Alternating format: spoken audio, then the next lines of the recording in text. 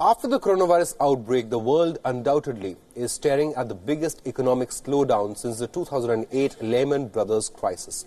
The impact of coronavirus on world economy is quite visible now. Almost every industrial sector is reeling under its impact, and because of this unwanted virus outbreak, the economic damage to China is likely to be the highest. Now, central banks and several agencies around the world have come up with measures to provide some relief to economies.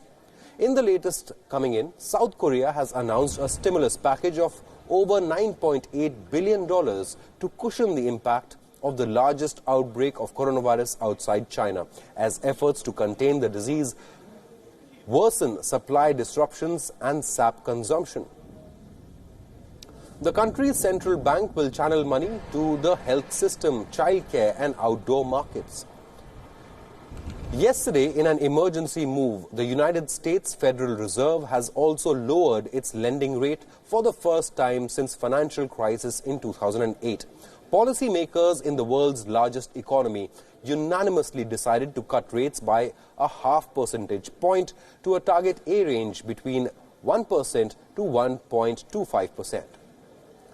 Fed Chair Jerome Powell reiterated his view on strong U.S. economy, but he said that the spread of the virus had caused a material change in the U.S. central bank's outlook for growth. U.S. stock markets, however, were not impressed with the move and tumbled more than 2%. The interest rates in Australia are also at record low level, now with the country's central bank reducing the benchmark rates by a quarter of a percentage point to 0.5%. In other economies, this is also in response to the economic shock of the new coronavirus. The World Bank has already unveiled a $12 billion package to help countries grappling with the financial effects of the coronavirus. World Bank has formed a fast-track fund aiming to provide fast relief to some of the world's poorest nations. Funds can be used for buying medical equipment to enhance the health services in those countries. The other global financial institution, the International Monetary Fund, or the IMF, is working closely with its development partners such as World Health Organization, Asian Development Bank and other organizations to provide timely policy advice, technical assistance and financial support to assist countries battling the coronavirus. IMF's Rapid Credit Facility and Rapid Financing Instrument will be used as tools to contain the financial emergency in the member countries.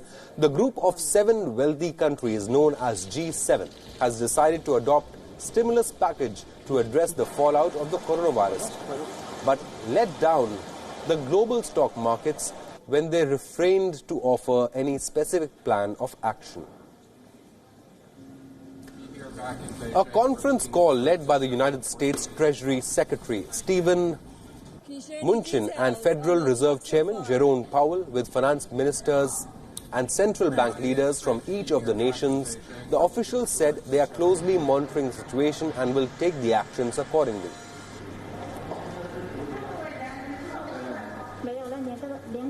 Back in India, Central Bank of India is more worried over health of financial markets in the country. RBI has said it is closely monitoring global and domestic situation and it is ready to take necessary action to ensure orderly functioning of financial markets.